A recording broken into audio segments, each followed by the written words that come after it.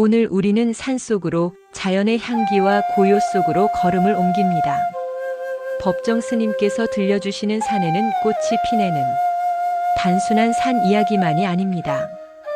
삶과 마음 그리고 세상을 바라보는 깊은 지혜의 한편입니다. 꽃이 피고 지는 자연의 순환 속에서 우리의 마음도 잠시 쉬어갑니다. 지금 이 순간 모든 번잡함을 내려놓고 스님의 산으로 함께 들어가 보시길 바랍니다. 산에는 꽃이 피네. 스님의 말씀을 책으로 엮으며 내가 처음 법정 스님을 뵙기 위해 송광사 뒷산 불이람을 찾았을 때의 일이다. 고요한 한낮 우거진 나무들 사이를 지나 그곳에 도착하니 스님은 출타 중이고 안 계셨다. 나는 서너 시간을 주인 없는 불이람들에 앉아 있어야 했다. 그리고 차츰 어떤 평온함 같은 것이 내 안에 찾아들었던 기억이 난다. 아무도 없는 빈터에서 누군가를 기다린다는 것은 무료한 일이다. 나는 그냥 떠날까도 생각했었다. 그러나 무료함 대신 이상하게도 평화로움과 고요함이 느껴지기 시작했다. 그것은 다름 아닌 그 장소가 가진 어떤 분위기 때문이었다. 사실 어떤 집이나 방은 그 주인의 내면 세계를 그대로 드러내 보여준다. 집과 방은 그 사람이 어떤 생각을 하고 있고 어떤 방식의 삶을 사는가의 적나라한 드러남이다. 잎사귀가 넓은 후박나무, 집 안팎을 둘러봐도 명성에 걸맞지 않는 비난한 살림살이, 그러나 그곳에 고여있는 침묵과 그 침묵이 가져주던 충만감을 나는 잊지 못한다. 흙벽 앞에 놓인 나무의자며 포개진 몇 안 되는 그릇이며 발등에 올라앉는 푸려치들이며 낫과 괭이 같은 것이 단순히 하나의 사물로 내던져져 있는 것이 아니라 자신을 내세움 없이도 온전히 어떤 침묵의 얘기를 전하고 있었다. 나는 무의식 중에 그 침묵의 소리에 귀를 기울이게 된 것이다. 잠시 후 나는 물을 마시기 위해 근처의 옹달샘으로 갔다. 이제 생각하니 그때 나는 마치 어느 비밀의 정원에 들어선 어린아이와 같았던 듯하다. 그런데 샘으로 가서 물을 떠 마시려는 순간 나는 수면에 비친 내 얼굴을 가만히 응시하게 되었다. 한순간 깊은 고요함이 내 안으로 찾아들었다. 아마도 주위가 소란스러웠거나 그 집이 내적인 향기로움을 지니지 못했다면 단순히 물을 떠 마시고 끝났을 것이다. 수면은 흐트러지고 내 자신을 들여다볼 기회조차 갖지 못했으리라. 작은 오두막 안팎에 고여서 출렁이는 단순하면서도 명상적인 분위기가 무심결에 나를 내 존재로 이끌었다고 할 수 있다. 모든 물건과 장소의 배치가 돌멩이 하나까지도 절제된 아름다움을 여실히 드러내고 있었다. 그렇게 나는 그곳에서 홀로 2~3시간 동안 텅 빈 충만감을 누리다가 산을 내려왔다. 스님을 뵙지 못했으나 나는 이미 그분의 존재를 충분히 느낀 것이다. 훗날 스님을 배웠을 때 나는 주인 없는 불이람들에서 느꼈던 것과 똑같은 분위기를 스님에게서 느낄 수 있어서 기분이 좋았다. 그것은 일종의 안도감이었고 사람에 대한 희망이 한순간에 되살아남이었다. 거죽의 얼굴과 속의 얼굴이 같음은 인간의 진정성을 가늠하는 척도이기 때문에 그렇다. 단순하면서도 가난하되 절제된 아름다움을 지닌 살. 그것이 내가 스님의 처소에서 받은 첫 느낌이다. 그리고 그것은 많은 물건 더미와 장식물을 자랑하는 풍요로운 감옥들에 대한 서늘한 깨우침이 아닐 수 없다. 그분은 가난한 삶을 역설한다. 가난한 삶이라니 모두가 경제 회복과 물질의 풍요를 되찾자고 외치는 이 시대에 그러나 나는 아무리 해도 그 말씀에 공감하지 않을 수 없다. 세상의 소음과 어지러운 말들에 지칠 때면 나는 10년 전 처음 찾아갔던 그 불이람의 뜰과 그곳에서 느낀 단순함과 침묵의 풍요가 더없이 그립다. 다시 그곳에 가서 홀로 가만히 앉아있고 싶어진다. 그래서 내 안을 들여다보고 그 안에서 고구마를 캐듯이 침묵을 캐내고 싶어진다. 여기에 모은 이 글들은 지난 여러 해 동안 스님이 법문하시고 말씀하신 내용 중에서 가려 뽑은 것이다. 명동 성당 축성 100주년 기념으로 강연하신 것도 있고 맑고 향기롭게 회원들과 길상회 모임을 대상으로 법문하신 것도 포함되었다. 가장 최근의 것으로는 도울서원에서 말씀하신 내용이 여기에 수록되었다. 또한 서너 사람이 모인 사석에서 하신 말씀도 여끈이의 기억을 살려 여기에 실었다. 말씀과 말씀 사이에 하나의 문양을 넣고 한 줄씩 여백을 띄운 것은 그 말씀들 배경에 놓인 침묵의 세계를 깨트리지 않기 위해서이다. 말씀 도중에 하나의 맑은 풍경 소리를 듣는 것처럼, 이른 아침에 순수한 새소리를 듣는 것처럼 그 여백이 읽는 이의 마음속에 자리하기를 바라는 의도에서다. 저 불일의 뜰악에서 내 발등에 올라앉던 풀여치의 감촉, 그 침묵의 느낌을 전하고 싶어서다. 일은 이렇게 진행되었다. 녹음되어 있는 내용을 한자도 빠짐없이 몇몇 사람이 베껴 적고 구어체와 경어체의 문장을 여끈이가 문어체로 바꾸었다.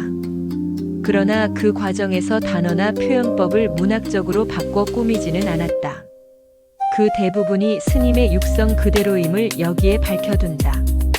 책의 표지는 판화가 이철수 형이 세로의 글자와 꽃 한 송이를 판화로 새겨주었다. 그것을 갖고 스님이 늘 말씀하시는 단순과 간소함의 철학에 달아 책의 장정은 최대한 단순하게 하되 미적인 배치 또한 잊지 않았다. 언제나 변함없이 독자들에게 꾸준히 읽히고 있는 무소유와 서 있는 사람들을 비롯해 스님이 쓰신 여러 권의 수상록들은 자연 속에서 충만된 삶과 거기서 체험되는 마음의 풍경을 탁월하게 그려 보이고 있는 점에서 높이 평가받아왔다. 한편으로 여기에 묶은 말씀들은 삶의 진정한 가치를 발견하는 일과 매 순간 자기를 점검하는 구도자적 자세에 그 주제가 집중되고 있다. 또한 어떻게 하면 불필요한 것으로부터 자유로워져서 단순화돼 충만된 삶을 살 것인가의 화두가 곳곳에서 우리를 일깨운다. 그렇다. 안으로 충만해지는 일은 밖으로 부자가 되는 일 못지않게 인생의 중요한 몫임을 우리가 깨닫지 못할 이유가 없다. 때로는 개울에서 흘러내리는 비온 뒤에 힘찬 물줄기처럼, 때로는 대숲에 겸허하게 내리는 쌀랑눈처럼 그분의 말씀 우리를 문득 고요한 깨달음의 자리로 인도한다. 스님의 말씀을 여러 장으로 엮으면서 각 장 서두에 여끈이의 개인적인 소감을 실은 것은 자칫 이 책의 의미와 주제를 흐려놓지 않을까 염려스럽다. 다만 내가 그 글들을 쓴 것은 자주 스님을 뵙는 행복을 누리는 자로서 그 만남을 통해 내 자신이 느낀 것과 배운 것들을 독자들과 함께 나누고자 합니다. 여기 내가 받아 적은 이 글들 속에 혹시라도 한쪽의 부처와 조사들의 가르침에 어긋난 표현이 있다면 그것은 전적으로 여끈이인 내 자신의 무지의 결과이다. 믿는 것은 내 부족한 식견에 현혹됨이 없이 스님의 말씀에 담긴 그 고요한 침묵의 세계를 바라볼 줄 아는 독자들의 드높은 해안이다. 류시화. 홀로 있는 시간. 우리처럼 한평생 산을 의지하고 살아가는 사람들에게 산은 단순한 자연이 아니다. 산은 곧 커다란 생명체여 시들지 않는 영원한 품속이다. 산에는 꽃이 피고 꽃이 지는 일만이 아니라 거기에는 시가 있고 음악이 있고 사상이 있고 종교가 있다. 인류의 위대한 사상이나 종교가 벽돌과 시멘트로 된 교실에서가 아니라 때 묻지 않은 자연의 숲속에서 움텄다는 사실을 우리는 상기할 필요가 있다. 법정 스님 수상집 물소리 바람소리 중에서 얼마 전 존경하는 동화작가 정채봉 선생님을 만났더니 이런 일화를 들려주셨다. 그분이 한여름에 법정 스님을 찾아뵌 적이 있었다고 한다. 불이람으로 난 오솔길을 오르는데 날은 덥고 주위에 매미 소리가 요란했다. 그래서 이런 날은 나무 그늘 아래서 낮잠이나 자면 좋겠다는 생각이 들었다고 한다. 불이람에 도착하니 스님의 모습이 보이지 않았다. 혹시 낮잠을 주무시는 게 아닌가 하고 오두막 가까이 가서 스님을 부르자 먼 뒷곁에서 걸어 나오시는 것이었다. 그래서 스님, 이 무더운 날 무얼 하고 계셨습니까? 하고 묻자 스님께서는 이렇게 말씀하셨다고 한다. 졸음에 빠지지 않으려고 칼로 대나무를 깎고 있었습니다. 졸지 않기 위해 그 일을 하고 계셨다는 것이다. 칼도 날카롭고 대나무도 날카로우니 깜빡 졸았다간 위험하다. 한여름에 그것도 혼자 지내는 거처이니 낮잠을 즐길 수도 있는 일이다. 그런데 졸지 않고 활짝 깨어있기 위해 칼로 뾰족한 대나무를 깎고 있다니. 나는 그동안 인도와 미국 등지를 다니며 여러 명상법을 배웠다. 이 땅에도 오늘날 많은 새로운 수행법들이 유입되고 있음을 본다. 어떤 이는 남방불교의 위파사나를 들고 와 그것이야말로 깨달음의 지름길이라고 역설한다.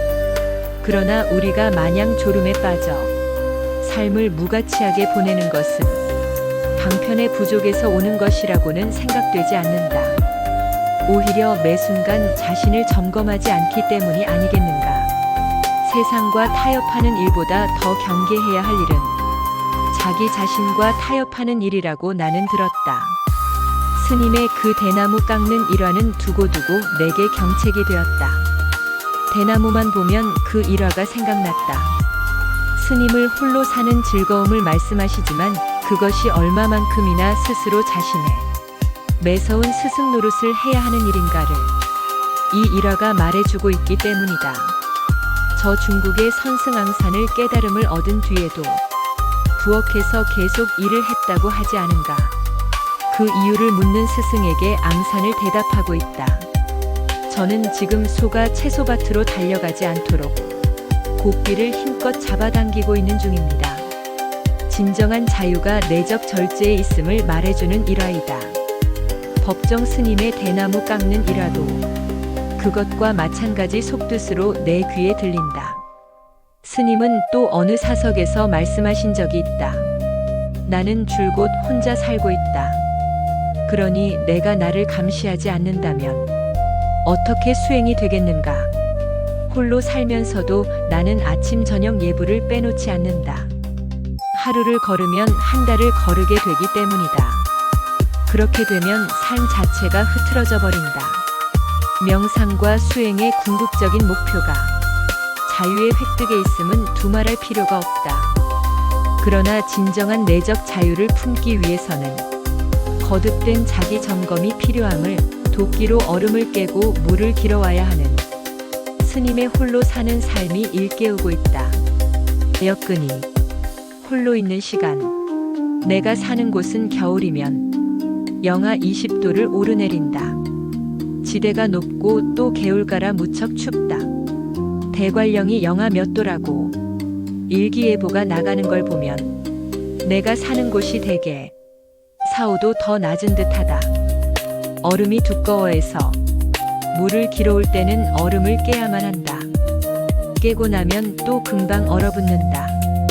추운지는 별로 모르겠지만 숨을 쉬면 코가 찡찡해지고 눈이 어리서릿하다. 그 정도인데 견딜만은 하다. 이보다 더 추운 지방에서도 사람이 사지 않는가. 계절이라는 게 추울 땐 추워야 하고 더울 땐 더워야 한다. 산중은 사실 여름보다는 겨울이 더 지내기 좋다. 여름도 내가 사는 곳은 지대가 높아 모기나 파리가 없기 때문에 아주 쾌적하지만 산중이라는 곳이 다 그렇듯 겨울이 차분하다. 둘레가 조용하고 가끔 뒷골에서는 올빼미나 노루 우는 소리라든가 바람 소리가 지나가고 밤으로는 등잔불 켜고 이렇게 벽에 기대 앉아 등잔을 바라보고 있으면 아, 이런 공간이 나한테 주어졌다는 게 얼마나 고마운가 하는 생각이 든다. 바쁘게 사는 세상 사람들에게는 대단히 미안하지만 혼자 거기서 조촐한 삶의 기쁨을 누릴 때가 많다. 그 전에 불이람에 있을 때도 혼자 사니까 가끔 사람들이 와서 홀로 지내기 무섭지 않느냐고 묻고 했다. 무섭다는 것은 마음의 문제다. 밤이라고 해도 한낮과 똑은 것이다. 골짜기, 그 산, 그 나무, 그 바위 그대로 있는데 단지 조명 상태가 어두워진 것일 뿐이다. 그런데 마음이 무서움을 지어낸다. 내가 새 속에 있을 때는 무서움을 많이 탔었다. 특히 시골집이니까 변소에 가려면 꼭 할머니를 앞세우고 갔다가는 빨리 튀어나오곤 했다. 그러다가 무서움이 사라지게 된 계기가 있었다. 지리산 쌍계사에 있을 때인데 한 번은 섣달 금음날 무슨 일로 밖에 나왔다가 화개장에서 내려 거기서부터 시오리 길을 걸어가야만 했다. 비가 부슬부슬 내리는데 전혀 앞이 안 보였다. 그래서 관세음 보살을 부르면서 반은 뛰다시피 하고 갔더니 옷이 전부 땀에 젖어 있었다. 그 뒤로부터는 무서운 생각이 사라졌다. 무서움이란 것이 내 마음 안에서 오는 것임을 어느 순간 깨달은 것이다. 사실 혼자 사는 사람들만 외로움을 느끼는 것은 아니다. 세상 사람 누구나 자기 그림자를 이끌고 살아가고 있으며 자기 그림자를 되돌아다 보면 다 외롭기 마련이다. 외로움을 느끼지 못한다면 그는 무딘 사람이다. 물론 너무 외로움에 젖어 있어도 문제이지만 때로는 옆구리깨를 스쳐가는 외로움 같은 것을 통해서 자기 정화, 자기 삶을 맑힐 수가 있다. 따라서 가끔은 시장기 같은 외로움을 느껴야 한다. 내 경우는 완전히 홀로살이가 되어 이제는 고독 같은 것도 별로 느끼지 않고 그저 홀가분하게 지낼 뿐이다. 혼자 사는 사람들은 좀 괴팍할 것이다. 좋게 말하면 개성들이 강하고 고집이 세고 그래서 혼자 살기 마련이다. 그것도 습관인 것 같다. 그러나 나 같은 경우는 홀로 있음으로써 함께 있을 수 있다. 너무 한데 얽혀 함께 지내다 보면 더불어 살아가는 고마움도 모르고 무엇 때문에 내가 수도 생활을 하는지 그 의미를 잃게 된다. 또한 자기 개성이나 자기 빛깔 같은 것도 상실된다. 혼자 있어 버릇하니까 누구한테 패될 것도 없고 또 자기 하고 싶은 일을 할 수 있다. 또한 무엇보다도 자연과 가까이 할 수 있다는 것, 그것이 큰 기쁨이다. 얼음장 밑으로 흐르는 개울물 소리도 그 산골 아니면 들을 수 없을 것이다. 거기서 그렁저렁 지내고 있다. 법정 스님 산에는 꽃이 피네 중 나는 혼자 살기 때문에 차 타고 어디를 지나가다가도 산자락에 외떨어져 있는 집을 보면 그렇게 반가울 수가 없다. 한번 가보고 싶고 어떤 사람이 사는가 들여다보고 싶다. 거창한 집이 아니고 조그만 오두막 같은 걸 보면 무척 정답고 가서 어떤 사람들이 살고 있는지 기웃거려 보고 싶다. 이제 어느 곳을 가나 큰 절 주변은 거의 오염되었다. 환경만 오염된 것이 아니고 절 자체도 과소비를 하는 곳이 많다. 생활 환경 자체도 오염되어 절 같지도 않고 따라서 우리 같은 경우는 절밥을 오래 얻어먹은 습관 때문에 어딜 가면 눈에 띄고 귀에 거슬리는 게 많다. 이제 홀로 떨어져 나와 살게 되니 보지 않고 듣지 않으므로 마음 쓸 일도 없다. 다만 이렇게 살면서도 수도자로서 내가 어떻게 처신해야 할 것인가 이런 것이 화두처럼 내게 늘 과제로 떠오른다.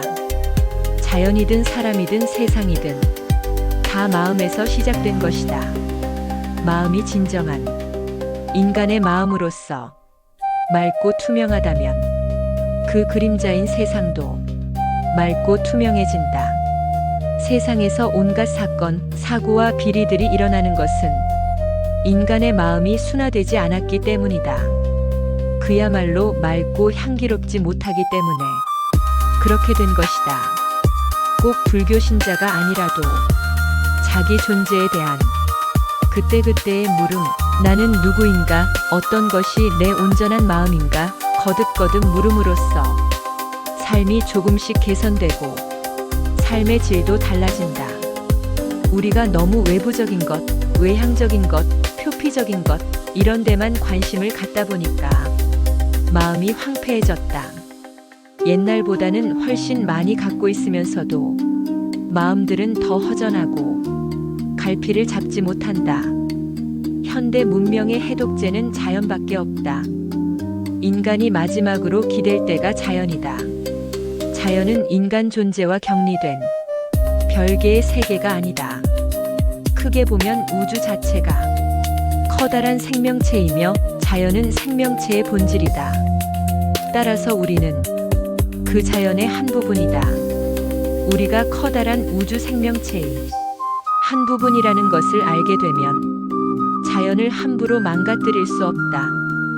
동양의 전통적인 생각 속에서는 커다란 산이라도 하나의 생명체로 여겼다. 그래서 등산이란 말을 쓰지 않았다. 꼭 입산, 산에 들어간다고 했지. 산에 오른다는 말을 감히 하지 않았다. 자연은 우리가 하나의 수단으로서 생각할 것이 아니고 생명의 근원으로서 커다란 생명체로 여겨야 한다. 그렇게 한다면 오늘과 같이 지구의 환경오염이나 과소비 문제가 안 생겼을 것이다. 자연을 하나의 수단으로 생각했기 때문에, 정복의 대상으로 생각했기 때문에 오늘과 같은 문제가 생겼다. 산에서 살다 보면 자연처럼 위대한 교사가 없다. 이론적으로 배우는 것, 그것은 관념적이고 피상적인 것이다. 자연으로부터 얻어듣는 것, 그것이야말로 근본적인 것이고 그때그때 우리에게 많은 깨우침을 준다.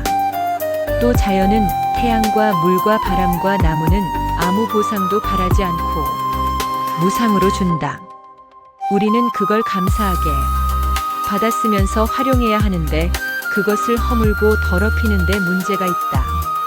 그것은 말하자면 생명의 근원을 우리가 자꾸 허무는 것이나 마찬가지다. 마음을 맑게 하고 자연 속에서 많은 생명체들과 교감하며 나누면서 사는 기쁨, 그것을 내가 낱낱이 다 알리지는 못하지만 나는 그렇게 살고 있다. 또 그렇게 노력하고 있다. 사람은 어떤 묵은데 갇혀 있으면 안 된다. 꽃처럼 늘 새롭게 피어날 수 있어야 한다. 살아있는 꽃이라면 어제 핀 꽃하고 오늘 핀 꽃은 다르다. 새로운 향기와 새로운 빛을 발산하기 때문이다. 그런데 우리가 일단 어딘가에 집착해 그것이 전부인 것처럼 안주하면 그 웅덩이에 갇히고 만다. 그러면 마치 고여있는 물처럼 썩기 마련이다. 버리고 떠난다는 것은 자기가 살던 집을 훌쩍 나오라는 소리가 아니다. 낡은 생각에서, 낡은 생활 습관에서 떨치고 나오라는 것이다. 그렇지 않고 눌러앉아서 세상 흐름대로 따르다 보면 자기 빛깔도 없어지고 자기 삶도 없어진다. 자주적으로 자기 인생을 살아가는 것이 아니고 남의 장단에 의해서, 마치 어떤 흐름에 의해서 삶에 표류당하는 것처럼 되어버린다. 버리고 떠난다는 것은 곧 자기답게 사는 것이다. 자기답게 거듭거듭 시작하며 사는 일이다. 낡은 탈로부터, 낡은 울타리로부터, 낡은 생각으로부터 벗어나야 새롭게 시작할 수 있다. 생명은 늘 새롭다. 생명은 늘 흐르는 강물처럼 새롭다. 그런데 틀에 갇히면, 늪에 갇히면 그것이 상하고 만다. 거듭거듭 둘레에 에워싼 제방을 무너뜨리고라도 늘 흐르는 쪽으로 살아야 한다. 혼자 사는 사람들은 일단 새롭게 살기가 누구보다도 손쉬울 것이다. 나는 이렇게 묻는다. 진짜 어떻게 사는 것이 나답게 사는 것인가? 이렇게 살아도 되는가? 늘 스스로 묻는다. 그러면서 똑같은 일을 되풀이하고 싶진 않다. 늘 새롭게 시작하고 싶다. 가령 서울에 오면 가끔 큰 서점에 가서 책을 고르는데 나하고는 전혀 상관도 없는 내 전공 분야하고는 상관도 없는 책들을 고르기도 한다. 그것들을 읽어보면 거기서 얻을 게 많다. 요즘 우리나라에도 많이 소개되는 시오노 나나미라는 일본 작가의 책을 읽어봤더니 매력 있는 남성에 대한 이론이 있었다. 자기 빛깔을 지니고 세속에 타협하지 않고 꿋꿋하게 살아가는 사람도 매력 있는 남성의 하나라는 것이다. 그런 책을 통해서 과연 나는 남으로부터 매력을 느낄 수 있는 삶인가 아닌가 하는 것을 돌아볼 수 있다. 내 삶을 새로가 시작한다는 의미에서 나는 내 전공과는 상관없는 책이나 사상을 접하곤 한다. 나는 늘 새롭게 살고 싶다. 내가 전에 살던 불이람에는 서너 달에 한 번씩 가끔 가다 들른다. 요즘 강원도에 살면서 거처로부터 자유로워졌다.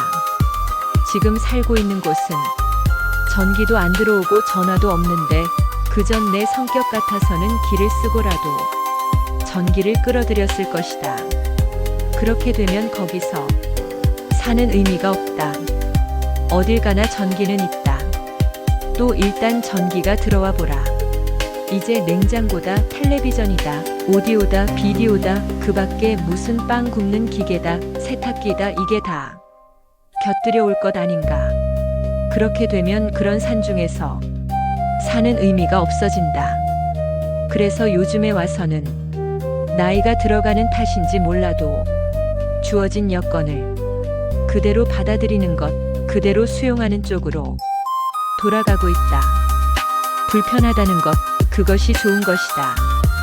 우리가 너무 편리하게 살다 보니까 잠시라도 전기가 나가고 전화가 끊어지면 안절부절 못하고 모든 기능이 정지된다. 그러나 내가 사는 곳에는 그런 것들이 아예 없고 또한 필요로 하지도 않는다. 나는 이 땅에 살면서도 전기세와 수도세를 내지 않는다. 따라서 내 자신의 어떤 잠재력, 원시적이고 야성적인 잠재력이 마음껏 드러난다. 지난해 내가 변소를 하나 만들었대. 그 전에는 변소가 없었다. 사람들이 들으면 조금 언짢은 소리겠지만 비 오는 날은 우산을 쓰고 밭에 가서 구덩이를 파가지고 거기서 동물처럼 배설하고는 덮어버렸다. 그런데 비가 많이 오거나 눈이 내리면 그것도 불편했다. 그래서 개울가에서 막도를 주워다가 쌓아 올리고 굴피로 지붕을 덮어 뒷간을 하나 만들었다. 혼자 하니까 시간이 많이 걸렸다. 한 달 가까이 걸렸는데 좀 불편하지만 최소한 내가 노력해서 그런 건조물을 짓고 나니까 훨씬 흐뭇하고 보람이 있었다. 우리가 너무 편리한 문명에 이기에만 의존하다 보니까 무한한 잠재력과 가능성이 자꾸만 소멸되어 간다. 그리하여 문명의 노예처럼 조금만 문명의 장치가 고장나도 옴짝 못할 정도가 되었다. 내가 사는 곳에는 다행히 전기가 안 들어오기 때문에 불편이야 하지만 마음은 더 편하다.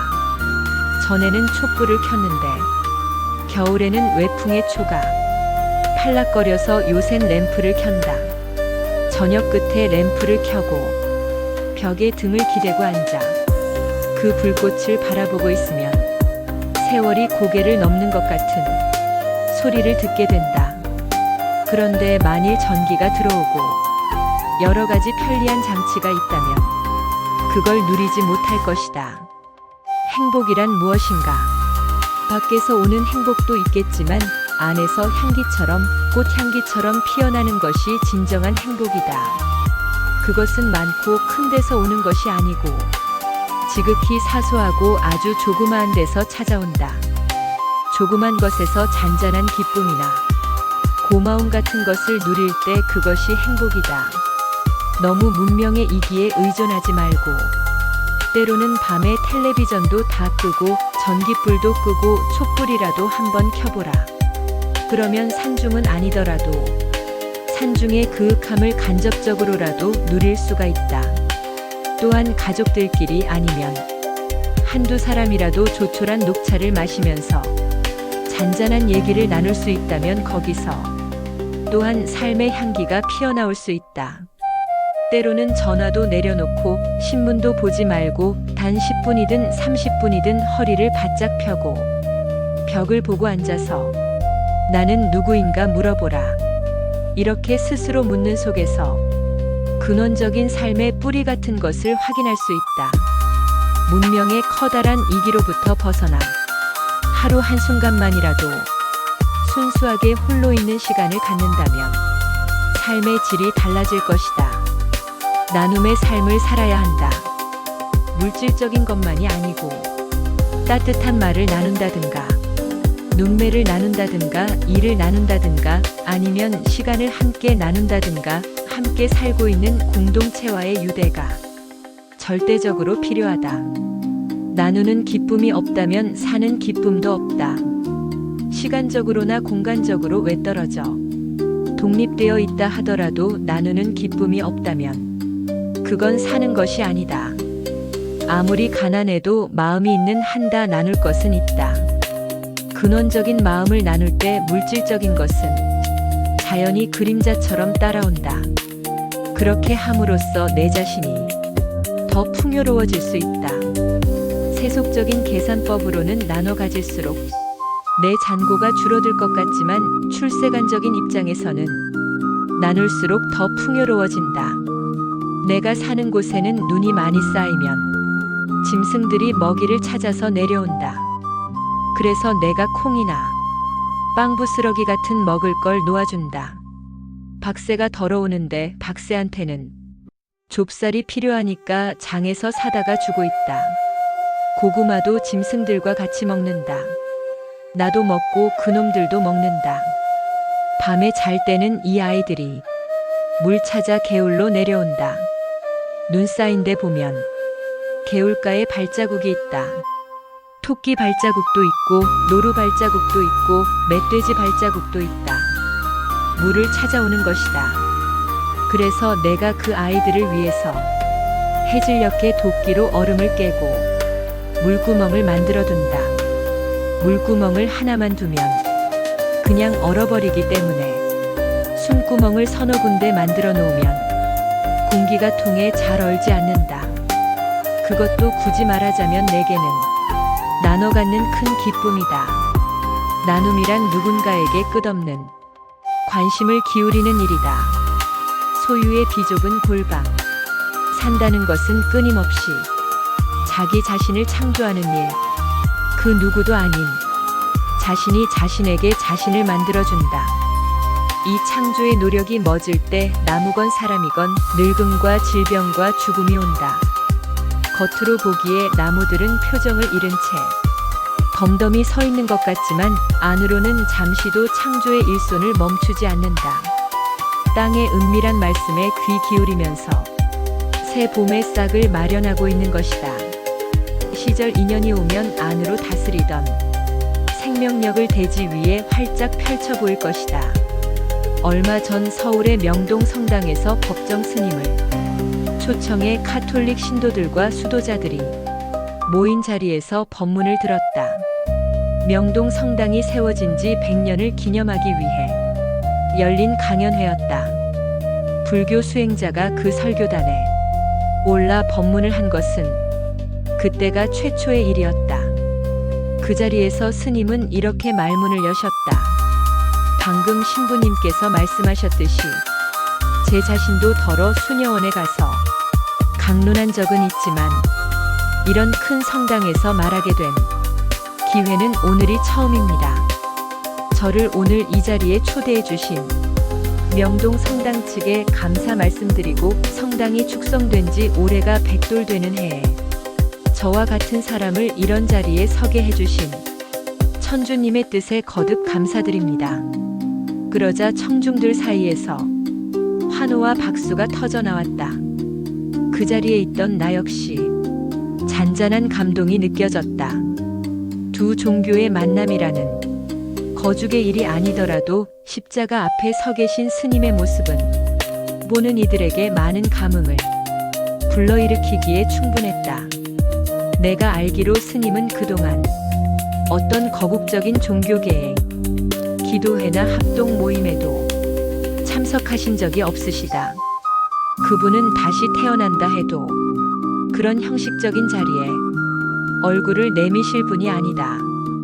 그러나 한편으로 스님은 카톨릭이나 기독교의 몇몇 분들과 친분이 두터우시다.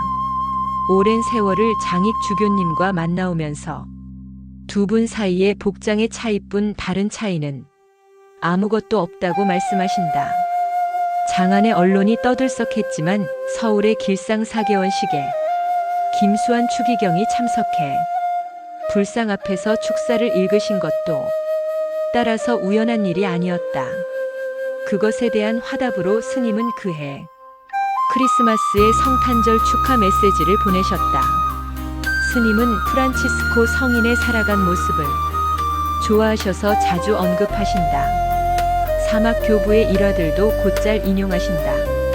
그런가 하면 랍비와 힌두교 시인들도 좋아하신다. 나를 만날 때마다 매번 크리슈나무르티의 마지막 일기가 갖고 있는 아름다움과 감동을 말씀하신다. 연륜 있는 한 수도자의 이러한 태도는 나 자신뿐 아니라 수행하는 사람들, 이 세상을 함께 살아가는 모든 이들에게 큰 깨우침이라고 나는 믿는다. 네덜란드 출신의 명상화가 프레데릭 프랑크는 말한다. 진정한 예술인은 예술이라는 것 너머에 있고 진리는 종교라는 울타리 밖에 있으며 사랑은 껴안는 행위 너머에 있다. 불교 전통에 따라 누군가 삼배를 올리면 스님은 그렇게 불편해 하실 수가 없다. 그 불편해 하는 모습에서 인간적인 순수함이 드러난다. 그 순수함과 진실을 직시하는 눈빛은 종교에 오래 몸담은 사람일수록 가장 먼저 잃어버리기 쉬운 요소들이라고 할 수 있다. 옛 선승들도 배는 강을 건너라고 있는 것이고 종교는 그것을 뛰어넘으라고 있는 것임을 가르쳤지 않았는가. 명동 성당의 설교단에 서서 약간은 수줍어하는 말투로 프란치스코 성인의 일화를 예로 드는 스님을 바라보면서 나는 문득 한 사람의 참인간이 내 앞에 서 있음을 느낄 수 있었다. 여건이 소유의 비좁은 골방. 성 프란치스코의 말을 빌리자면 가난은 우리 자신을 떨어뜨리는 것이 아니라 들어올리는 길이다. 어려운 처지에 놓여 이웃과 나눠 가질 때 그것은 우리 자신을 높이 들어올리는 행위라는 것이다. 우리가 지금 마주친 삶의 경제적인 위기는 우리 자신을 떨어뜨리지 않고 우리 자신을 높이 들어 올리는 계기가 되어야 한다. 프란치스코 성인은 죽음이 임박했을 때 가난과 겸손을 보다 온전하게 지키기 위해 형제들의 모든 집과 움막은 반드시 흙과 나무로 지어야 한다는 내용을 유언에 넣도록 당부했다. 나는 이 글을 읽으면서 많은 영감을 얻었다.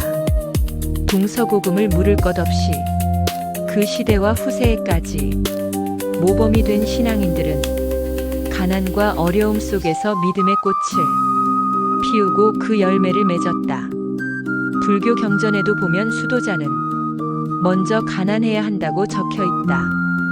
가난하지 않고서는 보리심이나 어떤 진리에 대한 자각이 이루어지기 어렵다는 것이다.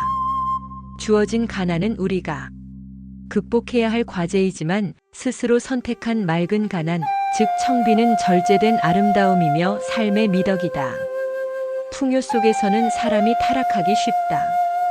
그러나 맑은 가난은 우리에게 마음의 평안을 가져다주고 올바른 정신을 지니게 한다. 온갖 욕망과 자기 자신에 대한 집착으로부터 해방되었을 때 사람은 비로소 온 우주와 하나가 될 수 있다. 욕망과 아집에 사로잡히면 자신의 외부에 가득 차 있는 우주의 생명을 받아들일 수가 없다. 그러므로 소유물을 최소한으로 줄여서 스스로를 우주적인 생명으로 승화시키는 것이 맑은 가난 곧 청빈이다. 청빈은 절제된 아름다움이며 사람을 사람답게 만드는 기본적인 조건이다. 예로부터 깨어있는 정신들은 늘 자신의 삶을 절제된 아름다움으로 가꾸어 나갔다. 청빈의 덕을 쌓으려면 어떻게 해야 하는가? 무엇보다 따뜻한 가슴을 지녀야 한다. 우리 둘레의 편리한 물건의 더미는 한없이 쌓여 있지만 그것들을 사용하면서 우리는 과연 행복한가 스스로에게 물어봐야 한다. 일상적인 물건들을 사용하면서 우리는 과연 행복한가? 단추 하나만 눌러도 밥이 되고 냉장이 되고 세탁이 된다.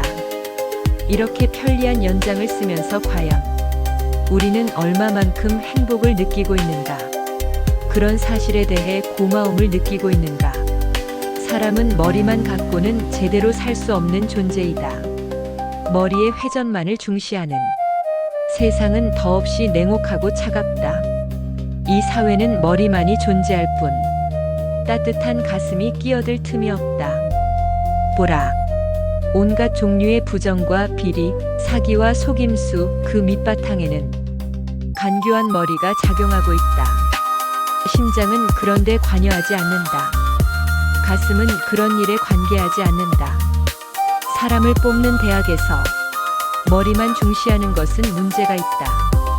머리의 회전만을 중요시하는 사회는 문제를 안을 수밖에 없다. 믿음은 머리에서 나오지 않는다. 가슴에서 온다. 머리에서 오는 것은 지극히 추상적이고 관념적이다. 머리는 늘 따지고 의심한다. 그러나 가슴은 받아들인다. 열린 가슴으로 믿을 때 그 믿음은 진실한 것이고 또 살아 움직이는 것이다. 인간의 신뢰와 성실성도 머리가 아니라 가슴에서 온다. 삶의 질이란 도대체 무엇이겠는가? 그것은 따뜻한 가슴에 있다. 진정한 삶의 질을 누리려면 가슴이 따뜻해야 한다. 세상을 살아가면서 가장 마음 써야 할 것은 만나는 이웃에게 좀 더 친절해지는 것이다. 내가 오늘 어떤 사람을 만났다면 그 사람을 통해서 내 안에 따뜻한 가슴이 전해져야 한다. 그래야 만나는 것이다. 따뜻한 가슴에서 우러나오는 친절이야말로 모든 삶의 기초가 되어야 한다. 우리가 보다 더 친절하고 사랑한다면 우주는 그만큼 선한 기운으로 채워질 것이다. 우주는 한정되어 있지 않다. 우리가 마음의 문을 닫고 옹졸하게 산다면 그만큼 비좁아지고 옹색해진다.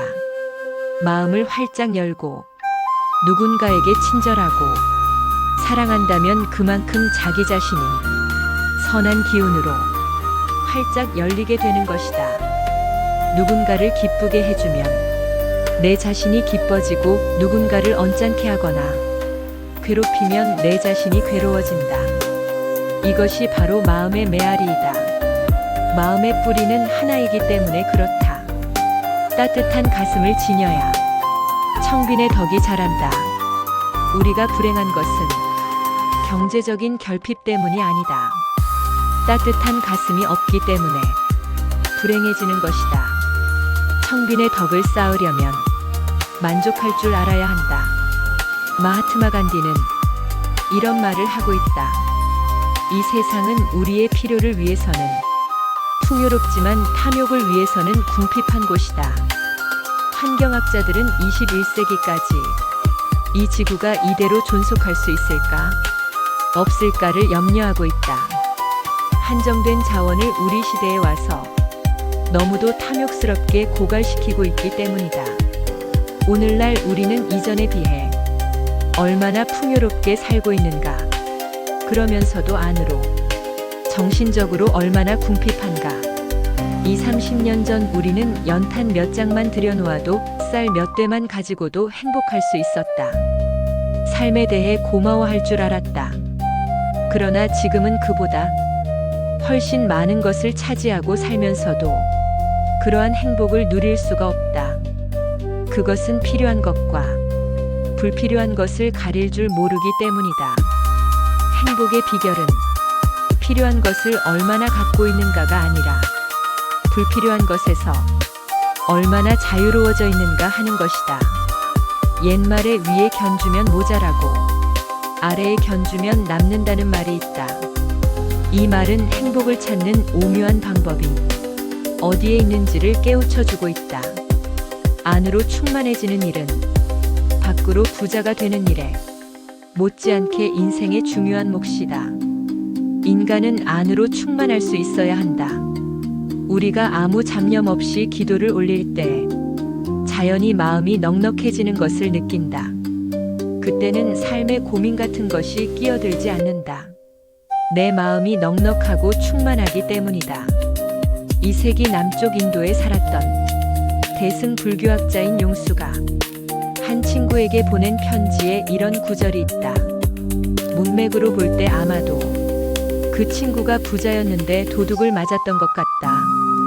그대가 항상 만족해 있다면 그대가 가진 모든 것을 도둑 맞는다 할지라도 그대는 스스로 부자로 여기리라. 그러나 만족할 줄 모른다면 아무리 부자일지라도 그대는 그 돈과 재산의 노예일 뿐이다. 만족할 줄 안다면 내면으로 풍성하기 때문에 설령 내 재산을 도둑 맞는다 하더라도 스스로 부자로 여긴다는 뜻이다. 그러나 아무리 많이 차지하고 있다 하더라도 만족할 줄 모르면 그 돈과 재산의 노예일 뿐이라는 것이다. 오늘날 우리는 무엇을 가지고도 만족할 줄 모른다. 이것이 현대인들의 공통된 병이다. 그래서 늘 목이 마른 상태이다. 겉으로는 번쩍거리고 잘 사는 것 같아도 정신적으로는 초라하고 궁핍하다. 크고 많은 것만을 원하기 때문에 작은 것과 적은 것에서 오는 아름다움과 살뜰함과 사랑스러움과 고마움을 잃어버렸다. 행복의 조건은 무엇인가? 아름다움과 살뜰함과 사랑스러움과 고마움에 있다. 나는 향기로운 자 한 잔을 통해서 행복을 느낄 때가 있다. 내 삶의 고마움을 느낄 때가 많다. 산길을 지나다가 무심히 피어있는 한 송이 제비꽃 앞에서도 얼마든지 나는 행복할 수 있다. 그 꽃을 통해서 하루에 일용할 양식을 얻을 수 있다. 또 다정한 친구로부터 들려오는 목소리, 전화 한 통화를 통해서도 나는 행복해진다. 행복은 이처럼 일상적이고 사소한 데 있는 것이지 크고 많은 데 있지 않다. 일상적인 경험을 통해서 늘 확인할 수 있는 것이다. 필요에 따라 살되 욕망에 따라 살지는 말아야 한다. 욕망과 필요의 차이를 알아야 한다. 욕망은 분수밖에 바람이고 필요는 생활의 기본 조건이다. 하나가 필요할 때는 하나만 가져야지. 둘을 갖게 되면 당초에 그 하나마저도 잃게 된다. 내가 흔히 드는 비유가 있다. 한때 나는 괴팍해서 글을 쓸 때 꼭 만년필을 고집한 적이 있었다. 만년필도 보통 만년필이 아니고 촉이 아주 가는 것만을 썼다. 그래야 내가 가진 투명한 감성을 그대로 표현할 것 같아서였다. 한 번은 동경대학에 유학 중인 스님이 문구점에 가서 내가 좋아한다고 촉이 가는 만년필을 하나 사준 적이 있다. 나는 아주 고맙게 여기고 그걸로 글을 많이 썼다. 그런데 파리에 갔더니 그곳에 똑같은 만년필이 잔뜩 있었다. 그래서 촉이 가는 만년필을 하나 더 사왔다. 그랬더니 그날부터 내가 처음 가졌던 그 필기구에 대한 살뜰함과 고마움이 사라졌다. 나는 결국 나중에 산 것을 아는 스님을 줘버렸다. 그러자 비로소 처음이 그 소중한 감정이 회복되는 것이었다. 하나가 필요할 때는 그 하나만을 가져야 한다.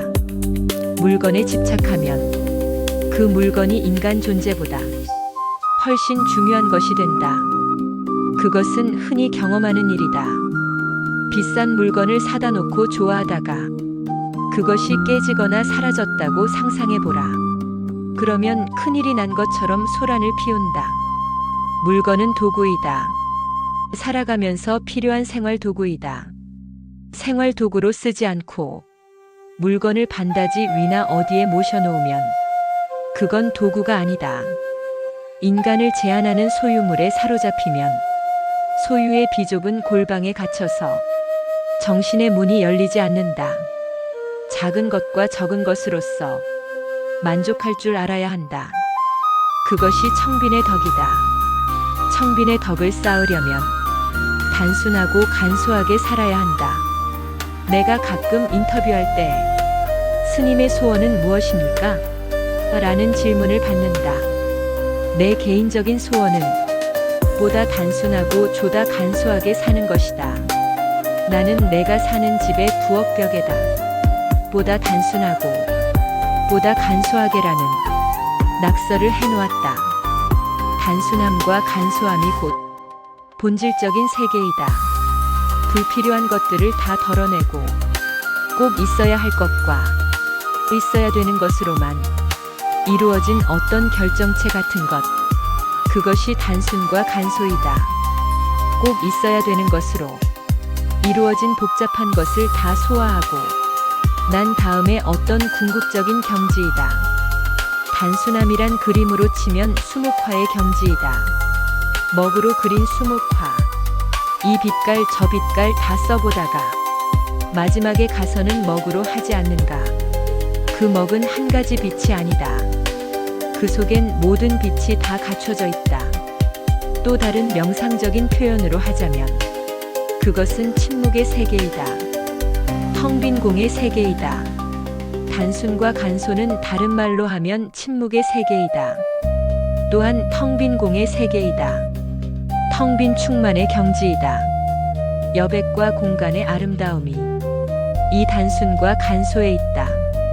우리는 흔히 무엇이든지 넘치도록 가득 채우려고만 하지 텅 비우려고는 하지 않는다. 텅 비워야 그 안에서 영혼의 메아리가 울린다. 텅 비어야 거기 새로운 것이 들어찬다. 우리는 비울 줄을 모르고 가진 것에 집착한다. 텅 비어야 새 것이 들어찬다. 모든 것을 포기할 때, 한 생각을 버리고 모든 것을 포기할 때 진정으로 거기서 영혼의 메아리가 울린다. 다 텅 비었을 때 그 단순한 충만감, 그것이 바로 하늘나라이다. 텅 비어 있을 때 모든 집착에서 벗어나 어디에도 집착하지 않고 텅 비었을 때 그 단순한 충만감, 그것이 바로 극락이다. 마음이 충만한 사람은 행복하다. 하늘나라가 그들의 가시다. 남보다 적게 갖고 있으면서도 그 단순과 간소함 속에서 생의 기쁨과 순수성을 잃지 않는 사람이야말로 청빈의 화신이다. 또 진정으로 삶을 살 줄 아는 것이다. 그 단순함과 간소함 속에서 생의 기쁨과 순수성을 잃지 않고 있다면 그것이 바로 삶을 살 줄 아는 것이다. 그것은 모자람이 아니고 충만이다. 욕심은 부릴 게 아니라 버릴 것이다. 버림으로써 영원히 빛을 발한다. 이렇게 가난을 강조하는 것은 궁상 떨면서 살자는 뜻이 아니다. 우리가 너무 넘치는 것만 바라기 때문에 제정신을 차리고 차분하게 우리의 삶을 객관적으로 옛 거울에 다시금 비춰보자는 것이다. 이와 같은 청빈은 경제 위기를 극복하기 위한 일시적인 생활 방편이 아니다. 그것은 우리가 두고두고 익혀가야 할 항구적이고 지속적인 우리의 생활 규범이 되어야 한다. 이 지구촌에는 나눠 가져야 할 이웃이 너무도 많다. 절제된 미덕인 청빈은 그 뜻이 나눠 갖는다는 뜻이다. 청빈은 그저 맑은 가난이 아니라 그 원뜻은 나눠 가진다는 뜻이다. 청빈의 상대 개념은 부가 아니라 탐욕이다. 한자로 탐자는 조개 패 위에 이제 금자이고 가난할 빈자는 조개 패 위에 나눌 분자이다. 탐욕은 화폐를 거머쥐고 있는 것이고 가난함은 그것을 나눈다는 뜻이다. 따라서 청빈이란 뜻은 나눠 갖는다는 뜻이다. 사람들에게 만일 가난이 없었다면 나눠 가질 줄도 몰랐을 것이다. 내가 가난해 봄으로써 우리 이웃의 가난 어려움에 눈을 돌리게 된다. 성 프란치스코는 수도자가 사는 집은 흙과 나무로만 되어야 한다고 말했다. 흙과 나무는 기본적인 소재이다. 흙과 나무로만 짓게 되면 자연이 검소한 집이 된다. 성 프란치스코는 그런 수도원을 그들이 소유하지 말고 그 속에서 순례자나 여행자처럼 살자고 역설했다. 진정으로 우리가 삶을 살 줄 안다면 순례자나 여행자처럼 살 수 있어야 한다. 순례자나 여행자는 어디에도 집착하지 않는다. 그날그날 감사하면서 나눠 가지면서 삶을 산다. 집이든 물건이든 어디에도 집착하지 않는 순례자처럼 살아야 한다. 내 자신이 몹시 초라하고 부끄럽게 느낄 때가 있다. 그것은 내가 가진 것보다 더 많은 것을 갖고 있는 사람 앞에 섰을 때는 결코 아니다. 나보다 훨씬 적게 가졌어도 그 단순과 간소함 속에서 삶의 기쁨과 순수성을 잃지 않는 사람 앞에 섰을 때이다. 그때 내 자신이 몹시 초라하고 가난하게 되돌아 보인다. 다시 말하거니와 내가 가진 것보다 더 많은 것을 갖고 있는 사람 앞에 섰을 때 나는 기가 죽지 않는다. 내가 기가 죽을 때는 내 자신이 부끄럽고 가난함을 느낄 때는 나보다 훨씬 적게 갖고 있으면서도 그 단순과 간소함 속에서 여전히 삶의 기쁨과 순수함을 잃지 않는 사람을 만났을 때이다. 옛사람들은 어렵고 가난한 생활 가운데에서도 아주 편안한 마음으로 도를 즐길 줄 알았다. 마음의 안정과 여유를 잃지 않고 살았다. 안빈낙도란 그래서 생긴 말이다. 가난 속에서도 편안한 마음으로 도를 즐기며 산다는 뜻이다. 그 지혜를 우리가 배워야만 한다. 어려운 때일수록 낙관적인 생활 태도를 갖는 것이 필요하다.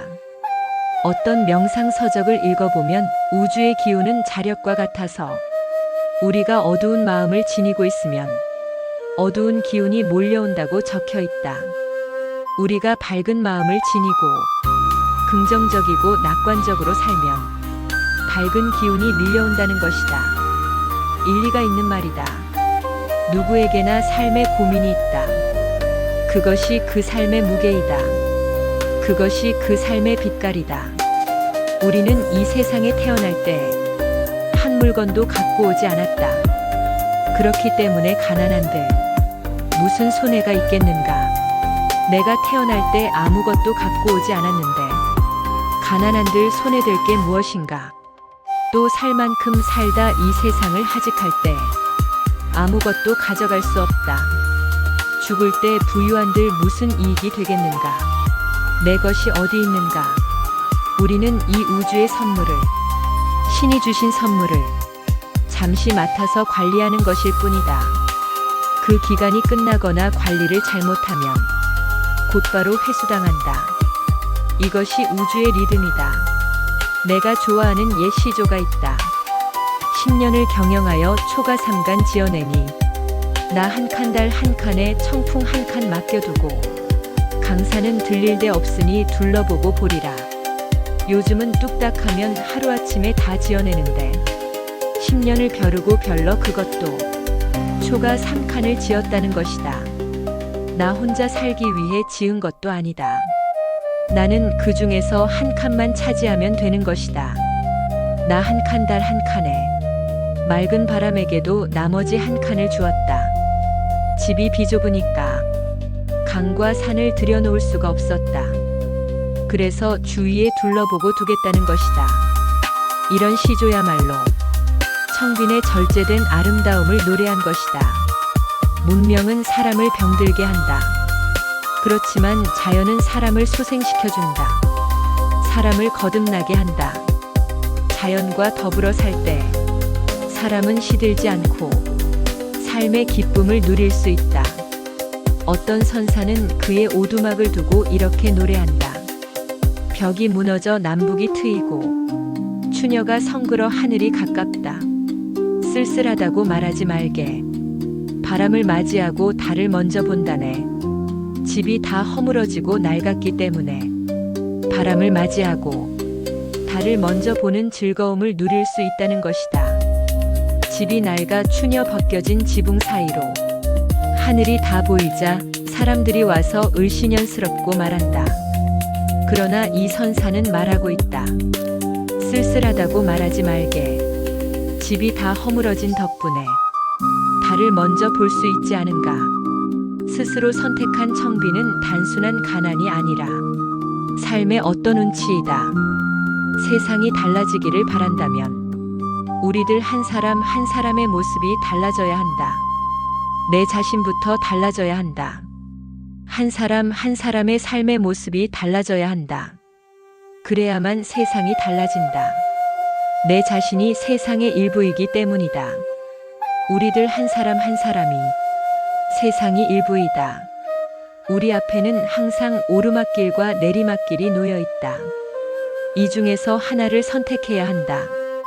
각자 삶의 양식에 따라서 오르막길을 오르는 사람도 있고 내리막길을 내려가는 사람도 있다. 오르막길은 어렵고 힘들지만 그 길은 인간의 길이고 꼭대기에 이르는 길이다. 내리막길은 쉽고 편리하지만 그 길은 짐승이 길이고 구렁으로 떨어지는 길이다. 만일 우리가 평탄한 길만 걷는다고 생각해보라. 10년, 20년 한 생애를 늘 평탄한 길만 간다고 생각해보라. 그 생이 얼마나 지루하겠는가. 그것은 사는 것이라고 할 수 없다. 오르막길을 통해 뭔가 뻐근한 삶의 저항 같은 것도 느끼고 창조의 의욕도 생겨나고 새로운 삶의 의지도 지닐 수 있다. 오르막길을 통해 우리는 거듭 태어날 수 있다. 어려움을 겪지 않고는 거듭 태어날 수 없다. 가난한 삶.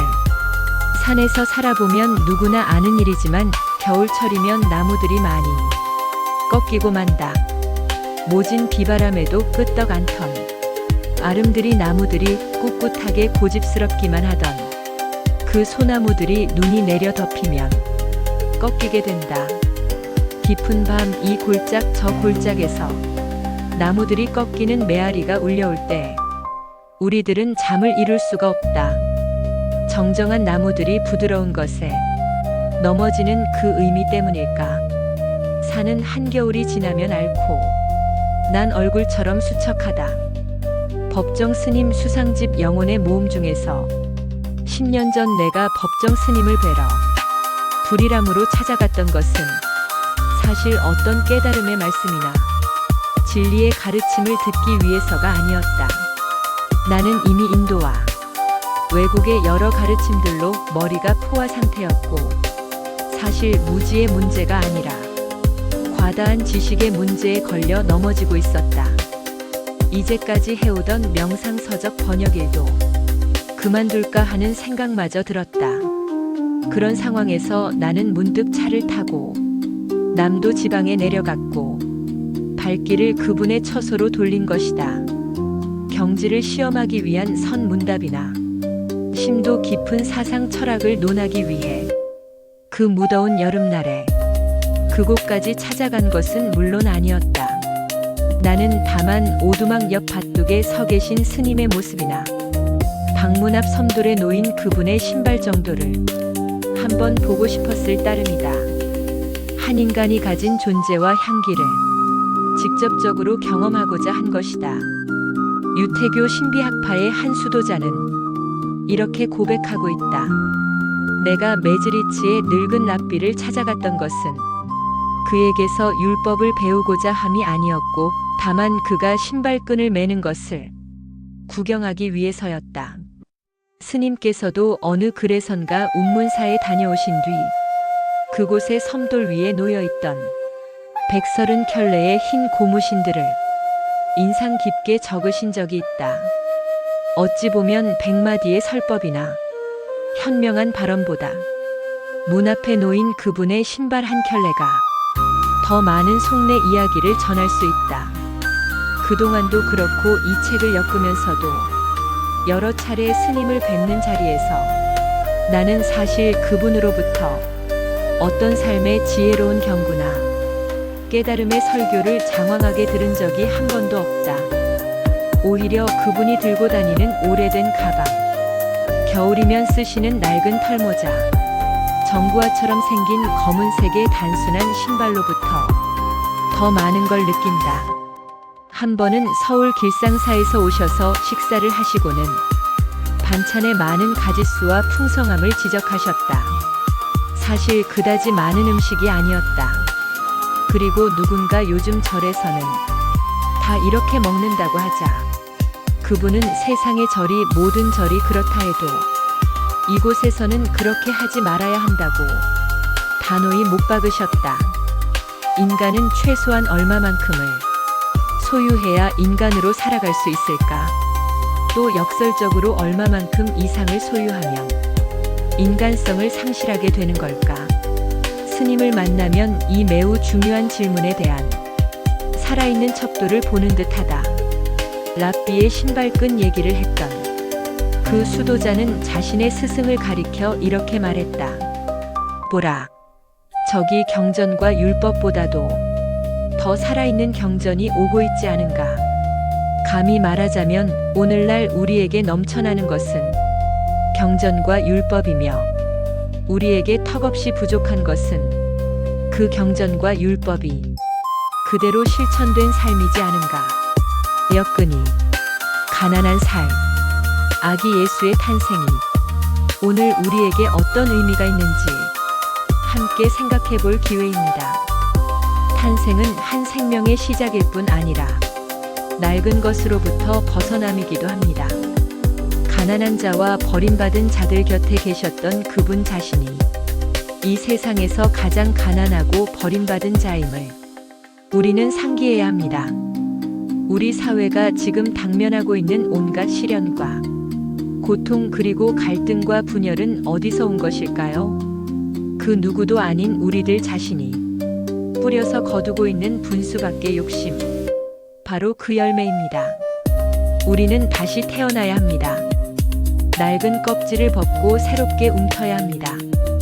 마음이 가난한 사람은 복이 있나니 하늘나라가 그들의 것이라고 하셨습니다.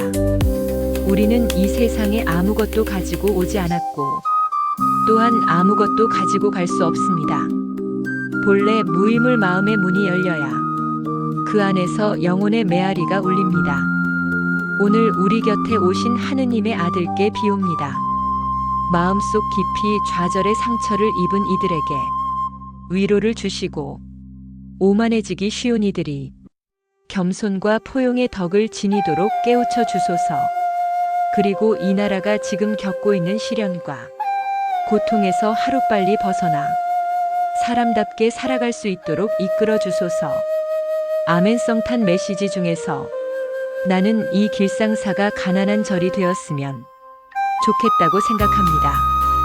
요즘은 어떤 절이나 교회를 물을 것 없이 신앙인의 분수를 망각한 채 호사스럽게 치장하고 흥청거리는 것이 이 시대의 유행처럼 되고 있는 현실입니다. 절은 더 말할 것도 없이 안으로 수행하고 밖으로 교화하는 청정한 도량입니다.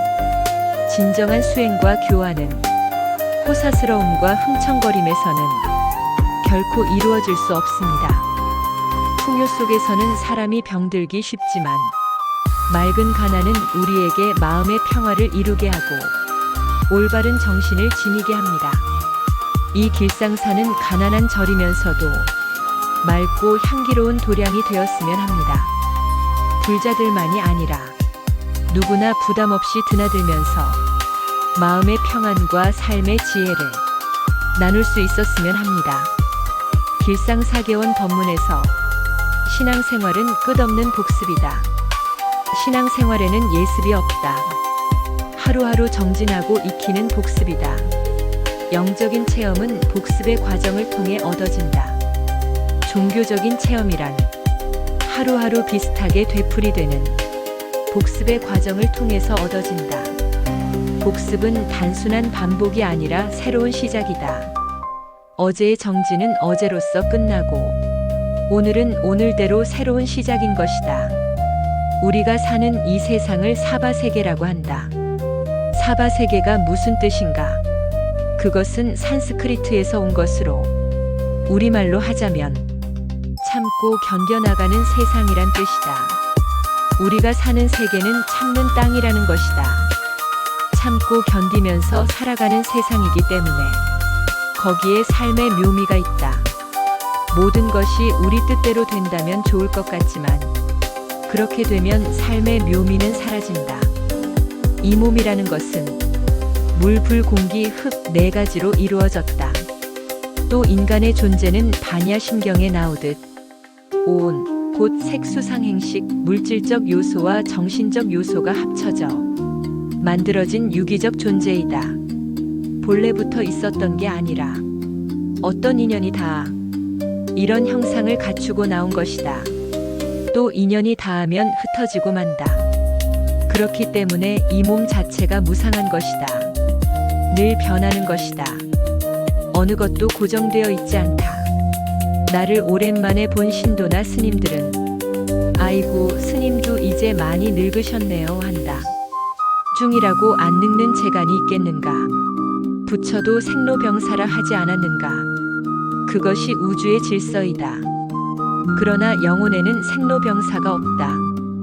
거죽은 생로병사가 있다지만 거죽 속의 알맹이는 태어남도 없고 늙음도 없으며 병듦도 없고 죽음도 없다. 보왕산매로는 말하고 있다. 몸에 병 없기를 바라지 말라. 몸에 병이 없으면 탐욕이 생기기 쉽다. 그래서 성인이 말씀하기를 병고로서 양약을 삼으라 하셨느니라. 병을 앓을 때 신음만 하지 말고 그 병의 의미를 터득하라는 말이다. 몸이 건강했을 때 생각해보지 못했던 일들을 병을 앓을 때 생각해보라는 것이다. 내가 하루하루를 어떻게 살아왔는가?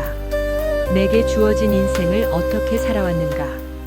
스스로 자기 성찰할 수 있는 계기로 삼으라는 것이다. 병 자체가 죽을 병이 아니라면 그 병을 통해서 새로운 눈을 떠야 한다. 좋은 약으로 삼아야 한다. 사람의 몸은 허망한 유기체이다. 지금 우리가 이 자리에 함께 모여 있지만 이 다음 다른 순간 또 어떻게 될지 모른다. 예측할 수 없는 존재이다.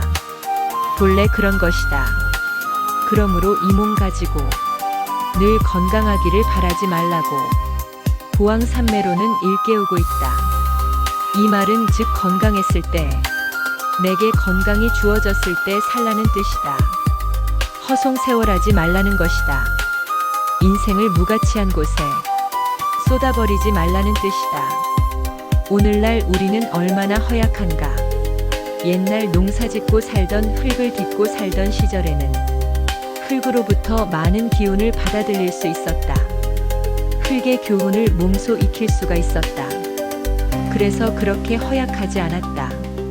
그러나 오늘날 우리는 가진 것도 많고 아는 것도 많으며 여러 편리한 시설 속에 살고 있는데 체력과 의지는 자꾸 떨어진다. 그것은 흙으로부터 자꾸 멀어지기 때문이다. 대지로부터 멀어지기 때문에 허약해지는 것이다. 모든 것이 선지식이다. 배우려고 하는 사람에게는 둘레에 있는 모든 사람들이 선지식이다. 좋은 일은 좋은 일대로, 언짢으면 언짢은 대로 우리의 삶에 교훈을 주고 있다. 좋은 일은 본받고 언짢은 일을 통해서도 우리는 공부할 수 있어야 한다. 이 세상을 고해라고 하지 않은가? 고통의 바다라고 사바세계가 바로 그 뜻이다. 우리가 이 고해의 세상 사바세계를 살아가면서 모든 일이 순조롭게 풀리기만 바랄 수는 없다. 어려운 일이 생기기 마련이다. 어떤 집안을 놓고 보더라도 밝은 면도 있고 어두운 면도 있다. 삶에 곤란이 없으면 자만심이 넘치게 된다. 잘난 체하고 남의 어려운 사정을 모르게 된다. 마음이 사치해지는 것이다. 그래서 보왕산매로는 세상살이에 곤란 없기를 바라지 말라고 일깨우고 있다. 또한 근심과 곤란으로서 세상을 살아가라고 말한다. 자신의 근심과 걱정을 밖에서 오는 귀찮은 것으로 생각하지 말아야 한다. 그것을 삶의 과정으로 생각해야 한다. 자신에게 어떤 걱정과 근심거리가 있다면 회피해선 안 된다. 그걸 딛고 일어서야 한다. 어떤 의미가 있는가? 왜 이런 불행이 닥치는가? 이것을 안으로 살피고 딛고 일어서야 한다. 저마다 이 세상에 자기 짐을 지고 나온다. 그 짐마다 무게가 다르다. 누구든지 이 세상에 나온 사람들은 남들이 넘겨볼 수 없는 짐을 지고 있다. 그것이 그 인생이다. 따라서 세상살이에 어려움이 있다고 달아나서는 안 된다. 그 어려움을 통해서 그걸 딛고 일어서는 새로운 창의력을, 의지력을 키우라는 우주의 소식으로 받아들여야 한다. 성인이 말씀하기를 장애 속에서 해탈을 얻으라고 했다. 장애가 없는 건 어디에도 없다. 한평생 세상을 살다 보면 무수한 장애물이 있다. 지금까지 우리가 이 자리에 오면서 얼마나 많은 장애물을 헤치고 왔는가. 그러므로 인생이란 일종의 장애물 경주이다. 아직 끝나지 않은 경주이다. 해탈이란 무엇인가? 그런 장애물을 넘어서 안팎으로 자유로워진 상태, 안팎으로 홀가분해진 상태, 이것을 해탈이라 부른다. 장애라는 것은 해탈에 이르는 디딤돌이다. 발판이다. 그런 장애가 없으면 해탈도 있을 수가 없다. 장애 없길 바라선 안 된다. 장애는 해탈의 길로 이어진 길목이다. 그러므로 장애를 거부하지 말고 그걸 받아들이라고 옛 성인은 말하고 있다. 장애 없이는 해탈이 불가능하다. 또 성인은 말씀하기를 작은 이익으로써 부자가 되라고 하셨다. 작은 것으로 만족할 줄 알아야 한다는 뜻이다. 행복의 비결은 결코 크고 많은 데 있지 않다. 그러나 인간의 삶은 경제만이 전부가 아니다. 우리는 지금 너무 그런 일에만 치우치고 있다. 오늘날 경제가 어려운 것은 일찍이 우리가 큰 그릇은 만들어 놓지 않고 자꾸 욕심껏 담기만 하려고 한 결과이다. 이 불황은 우리들 마음이 그만큼 빈약하다는 증거이다. 그릇을 키우려면 눈앞의 이익에 매달리지 말고 마음을 닦아야 한다. 개체를 넘어서 전체를 생각해야 한다. 소욕지족, 적은 것으로서 만족할 줄 알아야 한다. 그래야 넉넉해진다. 저마다 자기 나름대로의 꽃이 있다. 다 꽃씨를 지니고 있다. 그러나 옛 성인이 말했듯이 역경을 이겨내지 못하면 그 꽃을 피워낼 수가 없다. 하나의 씨앗이 움트기 위해서는 흙 속에 묻혀서 참고 견디어내는 인내가 필요하다. 그래서 사바세계 참, 고 견디는 세계라는 것이다. 여기에 감추어진 삶의 묘미가 있다. 우리가 살아가는 이 세상이 사바세계라는 사실을 다시 한번 기억하기 바란다. 극락도 지옥도 아닌 사바세계, 참고 견딜 만한 세상, 여기에 삶의 묘미가 있다. 법정 스님 산에는 꽃이 피네. 어떤 어려움에 부딪혔을 때 그것을 전체로 생각해선 안 된다. 막다른 길이라고 생각해선 안 된다. 우리 전 생애의 과정에서 볼 때 그것은 통과해야 할 하나의 관문이다. 한 생애를 두고 그건 관문이 한두 개가 있는 것이 아니다. 몇 고비가 있다. 런 관문을 하나씩 통과할 때마다 정신적인 연륜이 쌓여가는 것이다. 육체적인 나이만 먹는 것이 아니고 그런 어려운 관문을 거칠 때마다 정신적인 나이가 쌓여간다. 그것을 통해 새로운 눈이 열린다. 그래야 인간이 성숙해진다. 눈앞의 일만 갖고 너무 이해관계를 따져선 안 된다. 전생의 과정을 통해서 늘 객관적으로 살필 수 있어야 한다. 우리가 고뇌에서 벗어나려면 여러 가지 방법이 있겠지만 우선 만족할 줄 알아야 한다. 작은 것을 갖고도 만족할 줄 알아야 한다. 인간의 행복은 큰데 있지 않다. 지극히 사소하고 일상적인 조그만 데 있다. 아침 햇살에 빛나는 자작나무의 잎에도 행복은 깃들어 있고 벼랑 위에 피어 있는 한 무더기 진달래꽃을 통해서도 하루에 일용할 정신적인 양식을 얻을 수 있다.